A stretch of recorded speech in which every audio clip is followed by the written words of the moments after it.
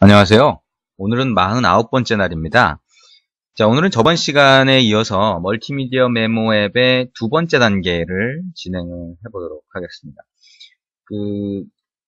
두 번째 단계라고 하는 거, 저번 시간에 잠깐 같이 봤지만요. 두 번째 단계는 저번 시간에 했던 거는 일단 메인 액티비티라고 하는 화면을 하나 구성을 했고, 메인 액티비티라고 하는 거는 주로 이제 리스트 뷰 형태로 해서 리스트 뷰의 각각의 아이템에 단순히 하나의 텍스트 뷰나 이런 게 아니라 레이아웃으로 구성이 돼서 그 안에 여러 가지의 정보를 한꺼번에 볼 수 있는 그런 형태의 리스트 뷰라고 했죠. 그죠? 그걸 구성하는 것까지 했던 겁니다. 그죠?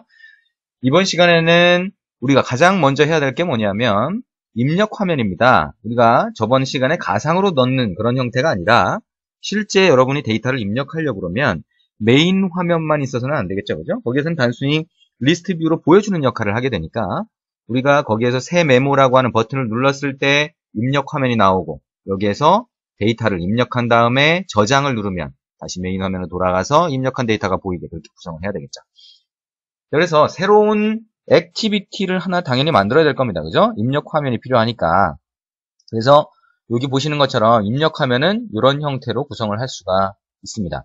마찬가지로 윗부분에 타이틀 부분이 들어가게 만들 거고요. 그 다음에 중간에 우리가 입력하고자 하는 데이터를 설정하게 할 거고 아래쪽에 버튼을 넣게 될 텐데요. 입력해야 될 대상이 너무 많아요. 그렇죠? 우리가 다루고 있는 데이터의 유형이 5가지 정도가 되다 보니까 이걸 어떻게 배치할지가 상당히 좀 고민이 되는 요소가 될 겁니다. 그죠? 근데 그거를 여기에서는 이런 형태로 배치를 한 거예요. 그래서 사진을 찍고 동영상이나 음성을 입력하게 되는 것들을 위쪽에 배치를 했고요. 그 다음에 텍스트하고 손글씨 같은 경우에는 여기에 입력을 하게 그렇게 해놨습니다. 그래서 여기에 텍스트라든가 손글씨라든가 텍스트를 누르면 여기에 텍스트를 입력할 수 있고요. 손글씨를 누르면 여기 손글씨를 직접 그릴 수 있게 이런 형태로 구성을 했습니다. 아래쪽에는. 그러니까 어떻게 보면 텍스트하고 손글씨가 요거는 모드를 선택하는 거라고 보면 되고요. 요거는 동영상이나 음성을 입력하기 위한 버튼이고 요거는 마찬가지로 사진을 입력하기 위한 그런 버튼이다라고 보시면 될 것 같습니다. 버튼 그 형태는 아니더라도 버튼이라고 생각하면 훨씬 이해가 쉬울 것 같아요.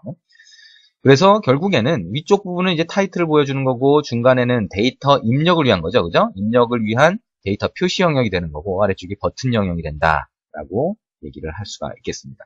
일단 그럼 우리가 여기서 봤던 지금 본 이런 형태의 입력 화면을 어떻게 구성할 수 있는지 같이 코드를 한번 보도록 하겠습니다. 여러분이 이번에는 이제 멀티메모 스테이지 02라고 하는 프로젝트 파일을 임포트를 해보시면 됩니다. 그래서 이걸 먼저 실행을 한번 해보세요. 자, 실행을 한번 해보면 이런 형태로 뜨게 됩니다. 자, 우리가 스테이지 1에서 그러니까 첫 번째 단계에서 했던 그 화면하고 똑같습니다. 근데 첫 번째 단계에서는 가상으로 메모 데이터를 하나 입력을 해놨으니까 거기에 노란색으로 된 그 하나의 아이템 뷰가 보였는데요. 여기에서는 이제 실제 데이터를 입력하기 위한 거라서 데이터를 가상으로 넣지는 않았어요. 그러다 보니까 여기 중간이 다 비어있죠. 근데 실제로는 여기가 리스트 뷰가 되겠죠. 그죠? 리스트 뷰라고 생각할 수 있을 겁니다. 자, 그리고 아래쪽에 새 메모라고 하는 버튼을 누르면 이제 동작을 해요. 그래서 자, 이런 형태로 우리가 새로 입력하는 화면으로 전환되는 것을 보실 수가 있습니다. 그리고 아까 우리가 화면 구성 레이아웃을 한번 봤던 것처럼 위쪽에 타이틀이 있고요. 여기에 사진, 동영상, 음성, 그 다음에 여기에 지금 텍스트가 입력될 수 있죠. 그죠? 여기 선택을 이렇게 눌러보면 텍스트를 입력할 수 있는 키패드가 나오게 돼요. 그래서 이렇게 텍스트를 입력을 할 수가 있습니다. 그리고 손글씨라고 하는 걸 누르면 이게 샥 전환이 되죠. 그죠? 자, 지금 보시면 텍스트나 손글씨 어떻게 돼요? 여기 있는 요 영역이 슬라이딩으로 이렇게 나오죠. 그죠? 자, 우리가 UI 부분에서 앞에 둘째 마당에서 UI 부분에서 슬라이딩 위젯이라고 하는 거를 같이 했었어요. 그죠? 어떤 뷰가 전환이 되는 거 뭐예요? 가장 대표적으로는 프레임 레이아웃에다가 뷰를 중첩시킨 다음에 그 뷰의 비저빌리티, 가시성 속성을 이용해서 어떤 뷰를 선택적으로 보여주는데 그때 애니메이션을 적용하면 슬라이딩 방식으로 보여줬다가 들어갔다 이렇게 만들 수가 있다고 그랬죠. 그죠? 그래서 슬라이딩을 여기다 적용을 했고요. 자, 손글씨나 텍스트 이렇게 선택할 때 모드가 바뀌는 것처럼 이렇게 보이게 만든 겁니다. 그렇죠? 그래서 이런 입력 화면, 그 다음에 여기 날짜가 있어요. 그죠? 날짜가 있는데 지금 현재 날짜가 보여지게 될 겁니다. 이걸 누르면 아하, 그러면 우리가 날짜를 필요하면 선택할 수도 있게 그렇게 되어 있네요. 그죠? 그래서 날짜를 지정할 수 있게 이렇게 뜨게 만들어 놨습니다. 그리고 저장을 누르면 우리가 입력한 데이터가 메인 액티비티에 리스트 뷰에 추가가 되는 그런 형태가 되겠죠. 자, 그럼 우리가 입력 화면을 직접 봤잖아요. 그죠? 입력 화면을 그러면 어떻게 구성했는지 보도록 하겠습니다. 자, 그러면 입력 화면이라고 하는 거, 아하, 일단 매니페스트로 가보면 입력 화면이 어떤 액티비티로 추가됐는지 볼 수가 있겠네요. 그죠? 아하, 가서 보니까 여기 있네요. 그죠? 메모 인서트 액티비티라고 하는 액티비티가 하나 추가가 됐습니다. 아, 근데 여기서 우리가 1단계에서 눈여겨보지 않았던 게 있네요. 그죠? 여기 보니까 theme이라고 해서 예, 일종의 테마죠. 그죠? theme이라고 하는 속성을 기본적으로 안드로이드 API에서 제공하는 안드로이드 땡땡 스타일로 해서 theme no title bar로 하니까 뭐예요? 이 액티비티의 기본으로 추가되는 위쪽에 추가되는 기본 타이틀 바를 없애버리는 거죠. 그죠? 예, 여기에서는 우리가 액티비티에다가 직접 타이틀 바처럼 보이는 것들을 추가했기 때문에 기본 타이틀 바는 없앤 겁니다. 그건 메인 액티비티 쪽에도 마찬가지죠. 그죠? 여기 속성을 이렇게 추가해서 기본 타이틀 바를 없앴습니다. 자, 그럼 메모 인서트 액티비티라고 하는 거를 열어보면 우리가 아까 봤던 입력 화면이 구성이 돼 있겠죠. 그죠? 그러면 여기 코드에서 메모 인서트 액티비티 어디 있나요? 메모 인서트 액티비티 여기 있네요. 자, 그럼 메모 인서트 액티비티를 한번 열어보도록 하겠습니다. 자, 그러면 메모 인서트 액티비티 액티비티를 당연히 상속을 했을 거고요. 자, 보니까 속성이 굉장히 많이 추가가 돼 있어요. 와우, 굉장히 많죠. 자, 이게 뭘까요? 자, 우리가 이 메모 입력을 할 때 입력할 요소가 한두 개가 아니죠. 한 5가지 정도의 요소를 다 추가를 하는데 여기 보시는 것처럼 우리가 사진을 단순히 사진을 추가한다라고 했을 때 그 사진의 ID 값, 그 다음에 사진 파일이 저장된 URI 값 이런 것들을 다 지정을 하다 보니까 전부 다 변수를 이렇게 지정을 해놨어요. 굉장히 복잡해 보입니다. 근데 요거는 하나씩 이해를 해가면 나중에는 조금 복잡해 보이지 않게 생각이 될 겁니다. 자, 어쨌든 우리가 봐야 될 거, 액티비티가 당연히 on create부터 메모리에 만들어질 때 얘가 호출되겠죠? 그래서 보니까 set content view로 해서 메모 insert activity라고 하는 XML이 레이아웃, XML 파일이 설정이 됐네요. 그죠? 그럼 메모 insert activity에서 정의한 레이아웃이 우리가 봤던 아까 새 메모라고 하는 버튼을 눌렀을 때 보이는 입력 화면의 레이아웃이 되겠네요. 그러면 메모 insert activity라고 하는 이 XML 파일을 한번 보도록 하겠습니다. 자, 이 파일을 봤더니 마찬가지로 relative layout으로 되어 있어요. 그래서 위쪽은 타이틀이 추가되어 있어요. 메모 추가라고 하는 타이틀이 추가가 되어 있고 가운데 부분을 보니까 contents layout이라고 하는 ID 값으로 된 linear layout이네요. 그래서 쭉 추가가 되어 있는데 이 추가되어 있는 각각의 요소들이 아까 우리가 봤던 동영상 추가하는 부분도 있고, 그죠? 동영상을 추가하기 위한 버튼이 있어요. 그죠? 아하, 이건 버튼이었네요. 그죠? 그럼 이거 버튼을 누르면 동영상을 추가하기 위한 어떤 기능들이 동작을 하겠네요. 자, 그리고 person add라고 하는 요거는 이미지로 되어 있고요. 그죠? 뭐예요? 사진을 위한 거죠. 그 다음에 밑에 보면 우리가 edit text라고 해서 아까 텍스트를 입력하는 부분이 있었고요. 그 다음에 손글씨를 쓰는 부분이 있었는데 우리가 예상했던 것처럼 프레임 레이아웃 안에 추가되어 있네요. 그죠? 그러면 이 중에 하나만 보여지게 되고 우리가 아까 옆에 봤던 텍스트나 손글씨 이 버튼을 눌렀을 때 이 프레임 레이아웃에 들어가 있는 이 뷰들이 서로 전환이 되겠죠. 그죠? 네, 애니메이션이 되면서 슬라이딩 방식으로 전환되겠다라고 하는 거를 이해할 수가 있을 겁니다. 자, 이게 이제 새로운 입력을 위한 XML 레이아웃 파일이 되겠습니다. 그죠? 자, 그리고 나머지 onCreate 안에서 하는 걸 보니까 우리가 레이아웃에서 정한 각각의 뷰를 참조하는 부분이 들어가 있고요. 여기 보니까 translate left anim, right anim 있죠, 그죠? 요거는 뭐 보지 않아도 알 수 있을 겁니다. 애니메이션 액션 파일, XML로 정의된 anim이라고 하는 리소스 폴더 밑에 정의된 애니메이션 액션 정보를 로딩을 해서 우리가 슬라이딩을 할 때 사용을 하겠죠, 그죠? 그래서 우리가 손글씨하고 텍스트를 각각을 모드를 바꿀 때 각각의 뷰가 슬라이딩 방식으로 전환되는데 여기가 사용이 될 겁니다. 그렇겠죠? 자, 그렇게 생각하면 될 거고요. 자, 우리가 슬라이딩 하는 그 위치는 여기 있는 것처럼 insert text 버튼, insert handwriting 버튼, 손글씨, 텍스트 이 버튼을 눌렀을 때 전환이 될 테니까요. 그 각각이 여기 있는 것처럼 이런 식으로 슬라이딩으로 동작하게 메소드가 들어가 있습니다. 이건 뭐 쉽게 이해를 하실 겁니다. 만약 이해가 안 되시면 둘째 마당에 슬라이딩 위젯이라고 하는 부분 다시 한번 보시기 바랍니다. 자, 그리고 사진 추가하는 기능은 이따 뒷부분에서 다시 한번 설명을 하도록 하겠습니다. 그리고 여기 보시면 이 밑부분에 뭐가 있나요? 인텐트라고 해서 우리가 인텐트 뭐예요? 전달된 인텐트 정보가 있으면 그 인텐트를 처리하는 거죠. 자, 인텐트는 이거는 어디서 넘어온 걸까요?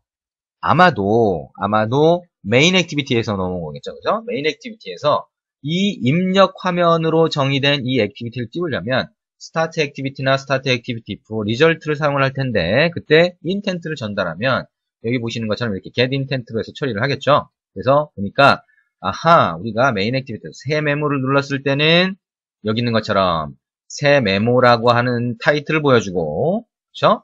그 다음에 그게 아니라 우리가 각각의 리스트 뷰에 추가되어 있는 각각의 아이템을 눌렀을 때는 메모 보기라고 하는 수정 모드로 보여주기 위해서 이렇게 처리를 하고 있네요. 그죠? 그래서 그거를 메인 액티비티에서 키 메모 모드라고 하는 요 키 값으로 넘겨준 데이터를 확인해 보면 내가 리스트 뷰에 아이템을 눌러서 이 화면을 띄운 것인지 아니면 새 메모라고 하는 버튼을 눌러서 띄운 것인지 구분할 수 있게 이렇게 되어 있습니다. 그렇죠? 그래서 우리가 이 메모 입력 화면을 하나 만들었는데요. 이 입력 화면을 새로 입력할 때도 쓰고 수정할 때도 쓸 수 있게 그렇게 구성을 해놓은 겁니다. 자, 그 밑부분에 보면 프로세스 인텐트라고 하는 게 있죠. 그죠? 그래서 프로세스 인텐트라고 하는 거 여기에 있잖아요. 그죠? 그래서 요거는 우리가 메인 액티비티의 리스트 뷰에 추가되어 있는 아이템을 눌렀을 때는 수정 모드로 가야 되니까요. 이미 입력된 데이터를 이쪽으로 보내와서 이쪽에서 띄워줘야 되겠죠. 그죠? 새로 입력하는 거면 다 초기화해서 보여주면 되지만 기존에 있는 데이터는 수정을 할 때는 여기에서 일단 기존에 있는 데이터를 보여줘야 될 겁니다. 그게 이 프로세스 인텐트라고 하는 메소드에서 하는 일입니다. 그죠? 그래서 우리가 텍스트 입력된 게 있으면 그거를 전달해서 보여주게 하고요.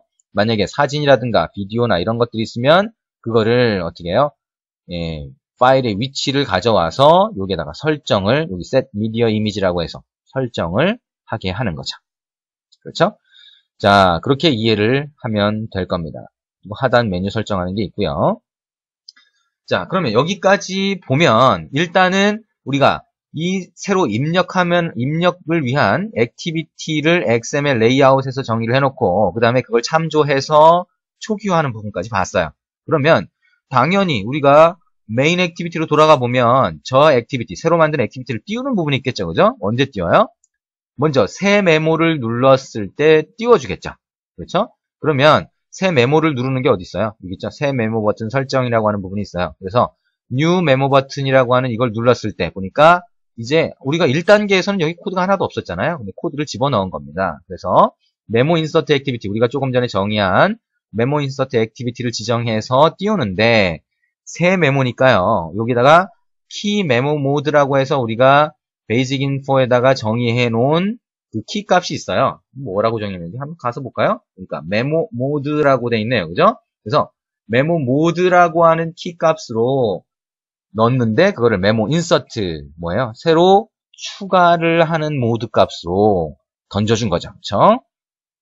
그렇게 던져준 겁니다. 그리고 우리가 이 새로운 입력 화면을 띄워줄 때 여기에 있는 상수값 뭐예요? start activity for result로 request insert activity라고 해서 이 값을 코드 값을 던져줘서 이 코드 값은 언제 또 다시 넘어와요? on activity result 쪽에서 이 값이 넘어오죠? 그러면 우리가 입력 화면에서 입력한 다음에 다시 메인 화면으로 넘어왔을 때 리스트 뷰를 갱신해줘야 될 거 아니에요, 그죠? 그러면 요 on activity result에서 이 상수값을 비교를 해서 우리가 입력 화면에서 넘어온 거구나, 입력 모드로 넘어온 거구나 라고 하는 거를 확인할 수 있을 겁니다.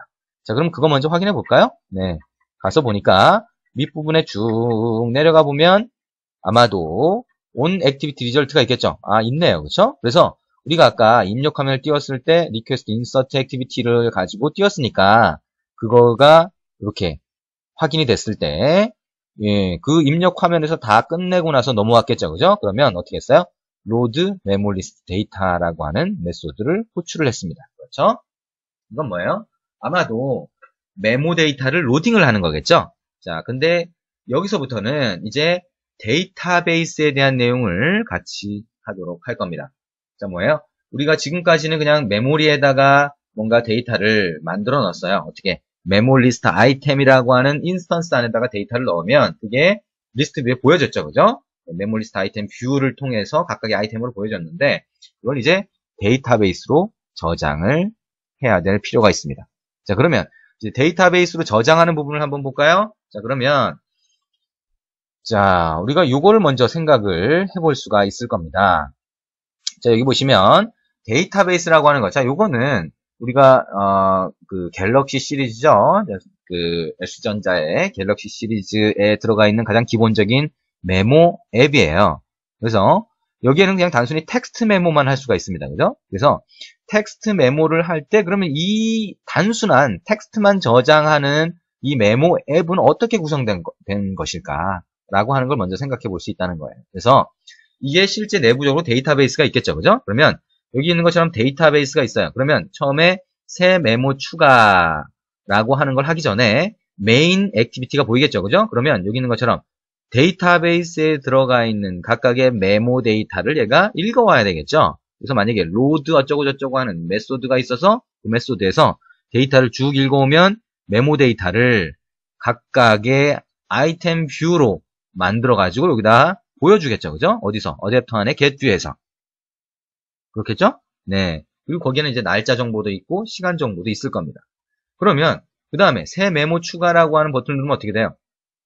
메모 입력을 위한 화면이 뜨죠. 그죠? 이게 뜨겠죠. 그리고 메모 데이터를 이렇게 입력을 하고 나서 저장을 누르게 되면 어떻게 돼요? 저장을 누르게 되면 그때 이 데이터가 데이터베이스에 인서트가 될 겁니다. 그렇죠? 인서트가 될 것이고 그 다음에 다시 어떻게 돼요? 그게 조회가 되겠죠. 그러면 인서트가 되고 다시 조회가 되든 아니면 인서트하고 그 데이터를 메모리상에서 바로 아이템으로 만들어 가지고 추가를 하든 어떻게 됐든 간에 그 데이터베이스에 저장된 추가된 데이터가 요 메인 화면 리스트로 보이게 될 겁니다. 그죠?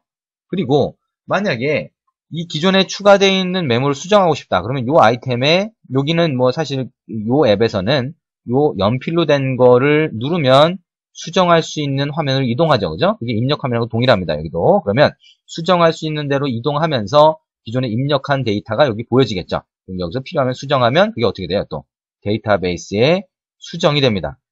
SQL 문으로 하면 업데이트 문이 실행이 되겠죠. 자, 그리고 메모 삭제. 여기는 X 표시를 누르면 메모 삭제가 될 겁니다. 그죠? 메모 삭제는 어떻게 돼요? 딜리트 문을 이용해서 데이터베이스에, 딜리트 SQL을 이용해서 데이터베이스에 있는 해당 레코드를 삭제를 할 겁니다. 그리고 어떻게 돼요? 또 리스트의 데이터를, 남아있는 리스트 데이터를 쭉 가지고 와서 메인 화면에다 뿌려주겠죠. 자, 지금 우리가 여기서 볼 수 있는 요 메커니즘이 그대로 적용이 됩니다. 가장 기본적인 데이터베이스 메커니즘이 요 간단한 메모 앱에 다 들어가 있다라고 보시면 돼요. 자, 그래서 웬만한 앱을 여러분이 구성을 하실 때 데이터베이스를 구성하는 가장 기본적인 로직이라고 보시면 됩니다. 자, 그거를 여기서 볼 수 있고요. 그거를 우리가 동일하게 우리가 만드는 앱에 추가를 할 수가 있어요. 자, 그래서 보면 이제 데이터베이스를 하나 구성을 해야 되는데요. 우리가 데이터베이스 파트에서 둘째 마당에 데이터베이스 파트에서 봤던 것처럼 데이터베이스는 기본적으로 오픈 or create 데이터베이스라고 하는 메소드를 이용해서 데이터베이스를 만들고, 그죠? 그 다음에 테이블을 만들 때는 어떻게 해요? create table이라고 하는 SQL문을 만들어서 exec SQL. 레코드를 인서트 할 때는 어떻게 해요? insert SQL문을 만들어서 exec SQL. 그죠? 그 다음에 데이터를 가져올 때는 어떻게 해요? select SQL문을 만들어서 raw query를 하면 커서 객체가 리턴이 되니까 그걸 이용해서 리스트에 보여주면 됩니다. 그죠? 그런 과정을 거쳤어요. 근데 실제 앱을 만들 때는 우리가 업데이트, 데이터베이스 업데이트라든가 이런 문제가 있고 그 다음에 우리가 그게 업그레이드를 위한 문제겠죠. 그게 그리고 오픈이라든가 크리에이트라든가 이런 버전 관리에 대한 문제가 있기 때문에 데이터베이스를 헬퍼를 이용해서 사용한다 그랬죠. 그죠? 그래서 여기 보시면 메모 데이터베이스라고 하는 걸 하나 클래스를 새로 정의해놨는데요. 이 클래스는 내부에 헬퍼 객체를 갖고 있습니다. 그죠? 그래서 SQLite 오픈 헬퍼라고 하는 걸 상속해서 데이터베이스 헬퍼라고 하는 걸 만들었고요. 여기 보시면 onCreate라고 하는 게 뭐예요? 예, 새로 앱을 설치해서 실행했을 때 데이터베이스 파일이 없으면 onCreate가 호출되죠. 그럴 때 테이블을 여기서 다 만들고 있습니다. 그렇죠? 테이블을 만드는 걸 보실 수가 있어요. 그래서 보시면 이 안에서 우리가 테이블 메모라고 하는 테이블을 처음에 만들게 되겠고요. 자, 요거는 이제 상수로 정의가 되어 있으니까 이 상수는 메모 테이블이 되겠죠. 그죠? 그래서 여기 보시면 id 값, 언더바 id가 되겠죠. 자, 요거는 SQLite에서 기본적으로 id 값은 언더바 id로 하는 게 좋다. 그냥 그대로 쓰면 됩니다. 그 다음에 여기 있는 것처럼 input date, 뭐예요? 입력한 날짜가 되겠죠. time step 타입으로 되어 있고요. 그 다음에 content text, 뭐예요? 예, 우리가 그 입력한 텍스트 데이터가 될 겁니다. 그 다음에 이건 뭐야? 포토 데이터의 ID 값. 그 다음에 비디오, 동영상의 ID 값. 그 다음에 보이스, 음성에 대한 ID 값. 그 다음에 손글씨에 대한 ID 값. 그 다음에 이 데이터가 만들어진 create date가 들어가 있겠죠. 그렇죠? 자, 그래서 가장 기본적인 메모 테이블이라고 할 수가 있어요. 자, 그리고 보니까 그 밑에는 전부 다 테이블 포토, 뭐예요? 아까 우리가 id 값으로만 여기서는 집어넣었는데 그 id 값으로 구분된 실제 포토 파일, 사진 파일의 위치가 URI라고 해서 여기 추가가 되어 있어요. 그래서 만약에 SD카드 밑에 특정 폴더 밑에 포토 파일이 하나 저장이 되어 있다라고 하면 그거에 대한 파일 패스가 되겠죠. 그죠? 그래서 우리가 요거를 요 두 테이블을 조인을 하면 해당되는 사진 파일의 위치를 찾아낼 수가 있겠죠. 자, 그런 형태로 해서 사진, 비디오, 동영상, 그 다음에 음성 파일 이런 식으로 해서 테이블들이 각각 만들어져 있어요. 그렇죠? 손글씨에 대한 것까지. 자, 그게 이제 데이터베이스입니다. 데이터베이스 구조 어렵지 않죠, 그죠? 그래서 여러분들이 보시면 사실상 요 테이블 하나라고 보실 수 있고요. 아까 우리가 봤던 것처럼 이렇게 구분할 필요 없이 그냥 단순히 여기다가 ID 포토, 그 다음에 URI 포토 이런 식으로 다 집어넣어도 됩니다. 다 집어넣어도 돼요. 근데 일부러 여러분이 이제 그 테이블 메모라고 하는 데다가 다 집어넣게 되면 나중에 복잡해질 수 있으니까 일부러 이렇게 구분을 한 거예요. 그리고 나중에 여러분이 추가적인 기능을 더 넣으실 때 그럴 때 테이블을 구분해서 넣으면 오히려 좀 더 간결하게 볼 수도 있습니다. 그래서 이렇게 일부러 처음부터 구분을 해놓은 거라고 보시면 돼요. 자, 이렇게 해서 이제 데이터베이스 헬퍼라고 하는 게 되어 있고요. 여러분이 이 이제 메모 데이터베이스라고 하는 걸 쓸 때는 어떻게 쓰면 되나요? 자, 만약에 우리가 메인 액티비티에서 데이터베이스에 저장된 데이터를, 그죠? 데이터베이스에 저장된 메모 데이터를 전부 다 읽어올 때 어떤 메소드로 정해놨어요? 여기 있는 것처럼 load 메모 리스트 데이터라고 하는 걸로 정의해놨어요. 그죠? 그래서 이 메소드로 가보면 자, 이렇게 되어 있습니다. 어떻게 되어 있나요? SQL문이 하나 딱 정의되어 있죠. 그래서 select, id, input date, content text. 우리가 아까 메모 데이터라고 하는 데서, 메모라고 하는 테이블에서 봤던 그 정보를 from memo라고 했죠. 그죠? 전부 다 갖고 오고 있어요. 그죠? input date, DSC라고 해서 가장 최근 데이터부터 해서 메모 테이블에서 전부 다 갖고 오는 겁니다. 그죠? 그 다음에 어떻게 해요? 요 SQL문을 하나 정의한 다음에 어떻게 하나요?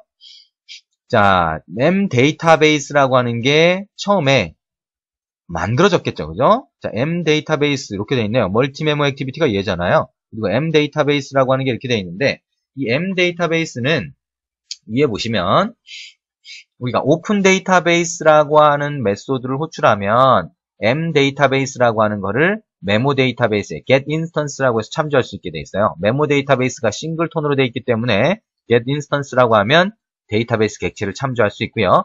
오픈이라고 하면 일단 데이터베이스를 열게 되고 이걸 그대로 사용을 할 수가 있습니다. 그렇겠죠? 네. 자, 어쨌든 이런 형태로 일단 사용하게 구성을 해놨고요. 오픈 데이터베이스라고 하는 거는 onCreate에서 얘가 호출이 될 겁니다. 자, 어쨌든 데이터베이스가 있으니까 여기에 raw 쿼리를 했어요. 그래서 커서 값을 받았죠. 그러면 커서를 이용해서 요 각각의 값들을 확인할 수 있을 겁니다. 그죠? 그래서 요 밑에서는 각각의 레코드에서 그 값들을 확인을 하게 되는 거고요. 확인을 다 하면 어떻게 해요? 메모 리스트 아이템이라고 하는 게 뭐예요? 우리가 각각의 리스트 뷰에 보여지는 각각의 메모 데이터를 담기 위해서 정의해 놓은 클래스였잖아요. 그래서 new 메모 리스트 아이템이라고 해서 각각의 레코드에 대해서 이 인스턴스를 만들어서 어떻게 해요? 어댑터에다가 추가를 한 겁니다. 왜? 어댑터가 각각의 메모 데이터를 어레이 리스트로 담고 있으니까. 그러니까 여기다 추가를 한 다음에 어떻게 돼요? 마지막에 notify dataset change를 호출하면 이 리스트 뷰가 리프레시 되겠죠. 그죠? 갱신될 겁니다. 그래서 리스트 뷰에 지금 데이터베이스에 들어가 있는 모든 메모 데이터가 보여지는 거가 되겠습니다. 그죠? 보여지게 됩니다. 자, 그래서 우리가 처음에 on start라고 하는 게 있네요. 그죠? 아하, on create에서는 그냥 메모리에 만들어지는 거고, on start가 호출될 때 우리가 데이터베이스를 열고 그 다음에 기본적으로 load 메모 리스트 데이터라고 해서 처음에 만들어진 메모 데이터를 전부 다 로딩을 했네요. 그렇죠? 아하, 그러면 메모 인서트는 어떻게 할까요? 메모 인서트, 우리가 어떤 데이터를 설정하고 나서 저장 버튼을 눌렀을 때 어떻게 해요? 마찬가지로 데이터베이스에 추가를 해야 되겠죠. 그죠? 그래서 가서 보니까 저장 버튼을 눌렀을 때 처리되는 이 부분이에요. 그렇죠? 이 부분을 가서 보니까 어떻게 했어요? pass values라고 하는 게 뭐냐면 우리가 화면상에 입력한 그 데이터를 얘가 다 확인을 해요. 그래서 확인을 해서 어떻게 할까요? 우리가 아까 그 처음에 봤을 때 이 윗부분에 변수가 굉장히 많았잖아요. 그죠? 그 변수로 전부 다 설정을 해주는 겁니다. 그래서 얘가 데이터 값을 전부 다 가지고 있을 수 있게 그렇게 해놓는 거예요. 근데 우리가 지금 여기에서는 단순히 메모 데이터만 여기서 보면 메모 에디트라고 하는 게 뭐예요? 우리가 그냥 글씨죠. 그죠? 글씨. 텍스트로 입력한 그 글씨를 여기다가 설정을, 그러니까 변수로 설정하는 거를 볼 수가 있고요. 이렇게 해서 이렇게 저장 버튼을 눌렀을 때, 저장 버튼을 눌렀을 때 pass values에서 텍스트 데이터를 우리가 하나 설정을 받은 다음에 어떻게 해요? save input이라고 하는 걸 누르죠. 언제? 새로 입력하는 경우. 그 다음에 modify input은 뭐예요? 수정할 경우에. 그럴 경우에 modify input을 누르는 겁니다. 그죠? 그래서 save input을 먼저 가서 보면 그러면 어떻게 돼 있어요? 자, 여기 insert photo라고 하는 건 조금 이따가 보고요. 일단 여기 보니까 insert 구문을 만들었죠. 그죠? 당연히 이렇게 만들어야 되겠죠. 그래서 SQL 문을 insert 문으로 만들고 그때 아까 뭐예요? 우리가 pass values에서 어떻게 됐어요? 메모 데이터하고 데이트 값을 확인을 했는데 메모 데이터하고 데이트 값을 확인한 거를 SQL 문에 추가를 해서 이거를 어떻게 해요? exec SQL로 실행한 겁니다. 그러면 데이터베이스에 이 값이 들어가겠죠. 그죠? 메모 테이블에다가 들어갈 겁니다. 그러고 나서 얘가 어떻게 해요? set result 한 다음에 finish를 했어요. 그럼 뭐예요? 이 화면을, 입력 화면을 닫고 메인 액티비티로 넘어간다는 얘기겠죠? 그러면 다시 메인 액티비티에 on activity result가 호출이 될 테니까 on activity result에서 여기 있는 다시 load memory list 데이터. 아, 데이터베이스에 이미 인서트로 저장이 됐으니까 다시 로드를 하면 저장된 데이터가 로딩이 돼서 새로운 리스트 뷰의 아이템으로 추가가 되어 있겠네요. 그죠? 네, 그런 형태로 보이게 되는 겁니다. 자, 그래서 인서트 문으로 이렇게 만들어가지고 저장을 하면 되는구나 라고 생각을 할 수가 있을 겁니다. 그래서 이런 기능까지 붙였기 때문에 자, 여기서 새 메모라고 하는 버튼을 누르면 이렇게 입력 화면으로 가게 될 거고요. 자, 텍스트라고 하는 데서 만약에 우리가 hello라고 만약에 입력을 해요. 자, 그러면 hello라고 입력하고 어떻게 해요? 날짜를 또 바꿔봐요. 자, 2월 7일이 아니라 2월 6일 뭐 이런 식으로 해서 set 이렇게 하면 2월 6일 되겠죠? 그 다음에 저장 이렇게 누르면 자, 메인 화면으로 돌아오면서 어떻게 돼요? 추가가 됐죠, 그죠? 이건 어떻게 추가가 된 거예요? 아까 입력하는 화면에서 insert, 그러니까 저장이라고 누르면 데이터베이스에 인서트를 한 거죠, 그죠? 그 다음에 메인 화면으로 돌아오는데 메인 화면에서 on activity result에서 로드를 하니까 데이터베이스에 저장된 각각의 항목들이 로딩이 됐는데 레코드가 하나니까 그거를 이렇게 보여주게 된 겁니다. 자, 그리고 이걸 눌렀더니 다시 입력 화면으로 갔죠, 그죠? 뭘 한 거예요? 우리가 여기에 보이는 이 아이템을 그냥 누른 겁니다. 이렇게 딱 눌렀더니 자, 입력 화면으로 갔는데 여기 타이틀이 메모 추가가 아니라 메모 보기로 바뀌었죠. 그죠? 그 다음에 hello라고 하는 텍스트가 입력이 되어 있어요. 왜? 우리가 아까 입력한 데이터를 수정하기 위해서 왔으니까. 그럼 이건 어떻게 전달된 거예요? 우리가 아까 메모 인서트 액티비티에서 on create 쪽에 보면 뭐가 있었나요? 여기 있는 것처럼 onCreate 안에 getIntent로 해서 우리가 메모 액티비티라고 하는 메인 액티비티에서 각각의 아이템을 선택했을 때 그때 어떻게 되는 건가요? 요 부분이 호출되는 거죠. 그죠?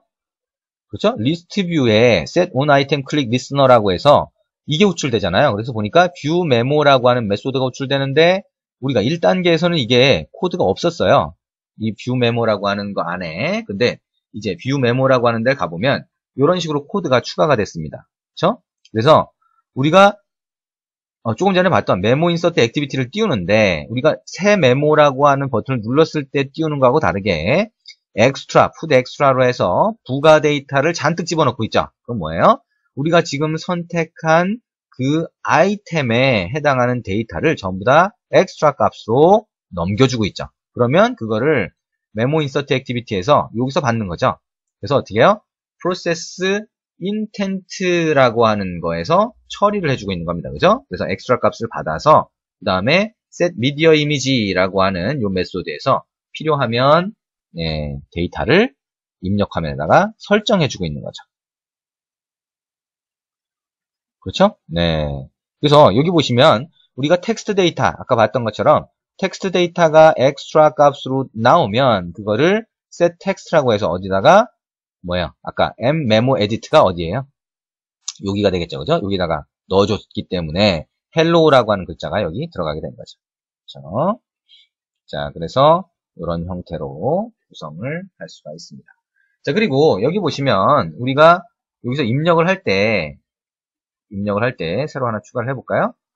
자, 새 메모라고 해서 추가를 할 때 사진을 추가하세요 라고 하는 요걸 딱 누르면 이렇게 메뉴가 뜹니다. 그래서 2단계에서는 사진을 추가하는 기능까지 들어가 있어요. 그래서 사진을 새로 촬영하든가 아니면 갤러리에서 기존에 저장된 거를 불러오는 그런 기능이 추가가 되어 있습니다. 사진 촬영이라고 하는 걸 만약에 선택을 하게 되면 그럼 이런 식으로 이건 이제 에뮬레이터니까 이렇게 보이겠죠? 그래서 이런 식으로 사진 촬영을 위한 게 있고요. 이걸 딱 찍게 되면 다시 이쪽으로 돌아가서 자 이렇게 사진을 하나 찍은 거죠. 그죠? 그 다음에 여기다가 마찬가지로 my photo라고 만약에 입력을 했다라고 하게 되면 그리고 my photo 입력했죠. 그죠? 그 다음에 저장을 누르게 되면 이런 식으로 저장이 됩니다. 아하, 우리가 디폴트로 들어가 있던 이 사람 얼굴 이미지가 아니라 이렇게 우리가 직접 찍은 사진이 입력이 되는 거네요. 그렇죠? 아하, 이 입력하는 기능 어떻게 하는지 그걸 한번 같이 볼 수가 있을 겁니다. 자, 그러면 메모 인서트 액티비티에서 우리가 사진 부분을 눌렀을 때, 그죠? 사진 영역을 눌렀을 때 그때 사진 찍기 메뉴가 뜬 거였죠. 그죠? 그러면 그 부분을 한번 찾아가 보죠. 자, on create라고 하는 데서 mphoto라고 하는 게 뭐예요? 이미지 뷰긴 한데 이미지 뷰에다가 on click listener로 해서 아까 우리가 봤던 것처럼 뭐였어요? 새 메모에서 요 영역을 눌렀죠. 그죠? 요 영역을 딱 누르니까 요런 게 떴습니다. 그죠? 아하, 그게 어디예요? 요 부분이 되겠죠. 그죠? 그래서 mphoto의 set on click listener의 on click 부분이 됩니다. 그래서 보니까 아하, 요렇게 돼 있네요. 그죠? show dialog라고 하는 걸로 돼 있어요. show dialog는 뭐예요? 우리가 대화 상자를 띄우는 겁니다. 우리가 봤던 것처럼 자, 이렇게 대화 상자를 띄우는 건데 대화 상자에 우리가 선택할 수 있는 두 개의 메뉴가 이렇게 들어가 있죠. 그래서 여기 show dialog의 키 값이 basic info의 content photo라고 하는 걸로 만약에 돼 있는데 그러면 요 show dialog가 호출될 때 저 메소드로 호출하면 어떻게 돼요? on create dialog라고 하는 메소드 호출되겠죠? 그래서 find로 해서 찾아보면 요 같은 액티비티 안에 이렇게 정의가 되어 있을 겁니다. 그렇죠? 그래서 보면 여기 있는 것처럼 content photo라고 하는 게 있고 ex 뭐 이렇게 있죠. 그죠? 그래서 content photo라고 하는데 가보면 이렇게 되어 있네요. 자, 선택하세요 라고 하는 타이틀이 다이얼로그 박스에 들어가 있게 되고요. 여기 가서 보니까 그 중에 하나를 선택하게 되어 있어요. 그래서 우리가 두 개의 선택할 수 있는 아이템을 여기서 추가를 했고요. 추가를 했고 그 다음에 여기 보면 둘 중에 하나 위에 있는 걸 선택하면 show photo capture activity 아래에 있는 거 보면 show photo selection activity예요. 요거는 앨범에 있는 데이터를 선택하는 그 액티비티를 띄우는 걸 거고요. 자, 요거는 사진을 찍는 걸 거예요. 우리가 좀 전에 봤던 사진 찍는 액티비티 어떤 건가 한번 가서 볼까요? 그랬더니 포토 캡처 액티비티 요 액티비티로 정의가 되어 있네요. 요건 뭐예요? 우리가 앨범에 있는 사진을 선택하는 게 포토 실렉션 액티비티니까 여기에는 아마 갤러리라고 하는 위젯이 추가가 돼서 선택하거나 이런 화면이 하나 정의가 되어 있을 거예요. 그러면 그 중에 포토 캡처 액티비티 조금 전에 봤던 걸 가서 보면 포토 캡처 액티비티라고 이렇게 정의가 되어 있죠. 아하, 여기 밑에 쭉 가서 보니까 어쩌고 저쩌고 되어 있는데 뭘로 되어 있어요? 아, 픽처 콜백이라고 해서 되어 있고 자, on picture taken이라고 되어 있죠. 그죠? 그 다음에 여기 가서 보니까 뭐라고 되어 있어요? 카메라 서피스 뷰라고 하는 걸 사용하고 있네요. 자, 우리가 어디서 많이 봤던 거죠. 그죠? 우리가 멀티미디어 쪽에서 사진을 찍는 데 있어서 카메라 서피스 뷰라고 해서 서피스 뷰를 상속해서 직접 우리가 액티비티 안에다가 사진을 찍기 위한 카메라 미리 보기 화면을 보여주는 형태로 사진을 찍을 때 사용했던 그 코드가 그대로 사용이 되고 있습니다. 그죠? 만약에 사진 찍기에 대한 코드가 이해가 안 되시면 멀티미디어 쪽에 사진 찍기, 샘플 캡처라든가 이런 프로젝트 파일을 다시 한번 보시기 바랍니다.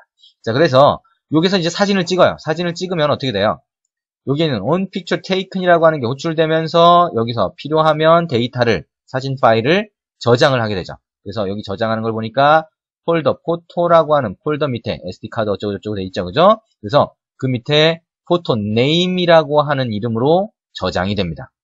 그래서 포토 네임이라고 하는 거는 우리가 직접 필요하면 만들어줬을 것 같아요. 그래서 여기 포토 네임은 여기 어떻게 됐어요? 캡처드라고 하는 걸 만들었네요. 그죠? 그래서 우리가 사진을 딱 찍으면 그 특정한 지정한 폴더에 캡처드라고 하는 이름으로 사진 파일을 만들었고요.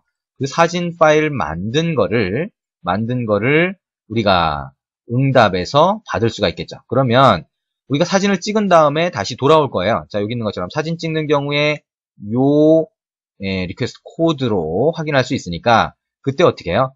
우리가 아까 특정한 폴더 밑에 캡처드로 저장했잖아요. 그죠? 그러니까 그 캡처드로 저장한 정보를 비트맵으로 읽어드린 다음에 어떻게 했어요? 아까 포토라고 해서 이미지 뷰에다가 설정해 준 거네요. 아하, 그러니까 여기서 우리가 이걸 누른 다음에 사진 촬영해서 눌러가지고 사진을 찍게 되면 그러면 이 화면으로 다시 돌아왔을 때 여기 이미지 뷰로 된 이 영역에다가 우리가 찍은 사진을 설정해 준 거네요. 그렇죠?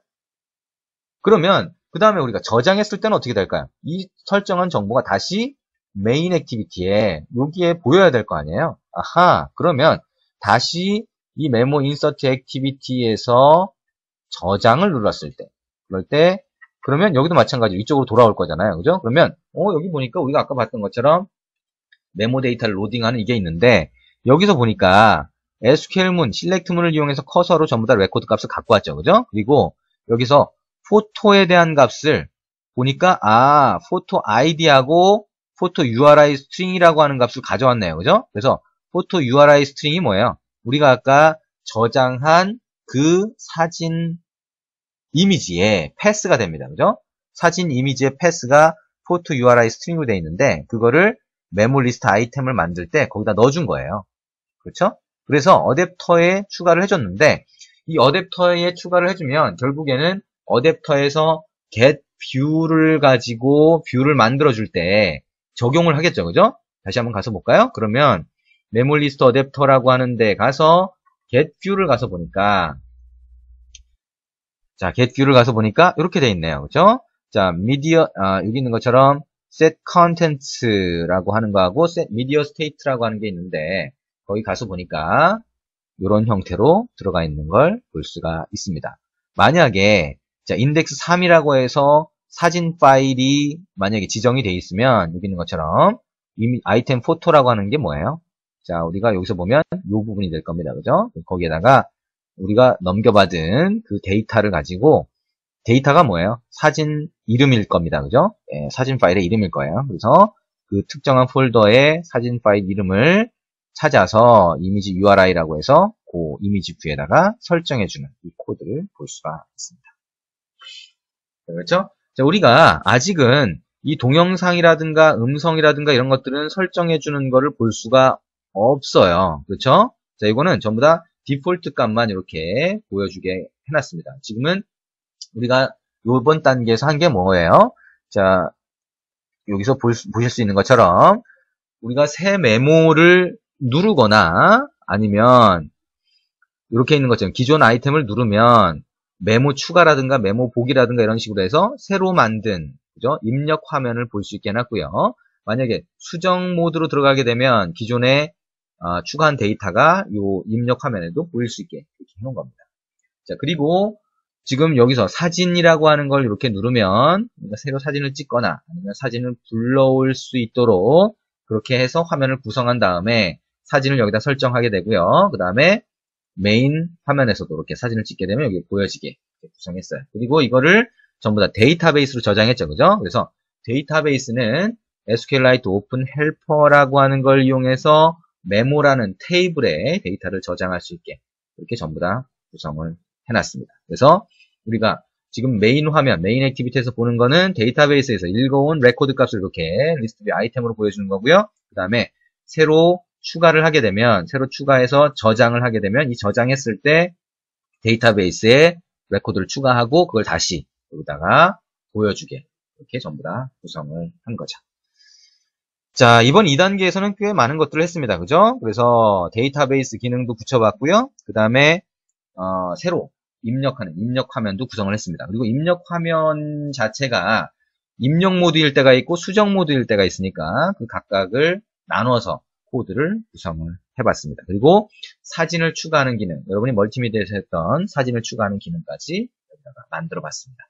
자, 뭐 한 3, 4가지 정도의 기능을 해봤으니까요. 자, 2단계가 조금 복잡하게 느껴질 겁니다. 근데 각각의 기능은 여러분이 잘 보시면 전부 둘째 마당에서 전부 했던 내용들이에요. 그래서 그거를 이렇게 조합해서 구성할 수 있구나. 아하, 근데 조합해서 구성하니까 코드가 굉장히 많아지는구나.